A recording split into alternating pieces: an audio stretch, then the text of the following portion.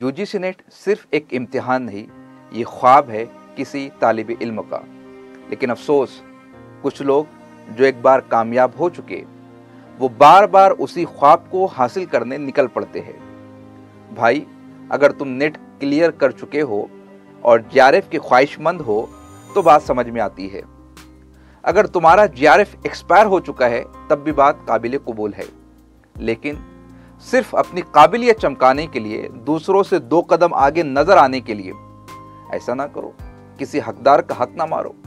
और वो लोग जो कोचिंग संभालते हैं, खुद पीएचडी कर चुके, महज अपने बैनर पर 2 मरतबा, 4 मरतबा, 7 मरतबा नेट क्वालिफाइड लिखवाने के लिए अगर वो भी मैदान में उतर आए तो फिर तालिब इल्म कहा जाए, क्योंकि सीट तो मुख्तस है।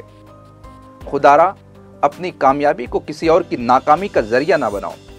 हो सकता है तुम्हारे एक बार पीछे हटने से किसी की जिंदगी संवर जाए, किसी माँ की दुआ मकबूल हो जाए और किसी के ख्वाब को पर लग जाए।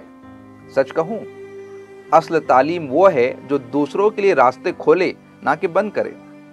इल्म अगर रोशनी है तो बराए करम किसी और का चिराग मत बुझाओ।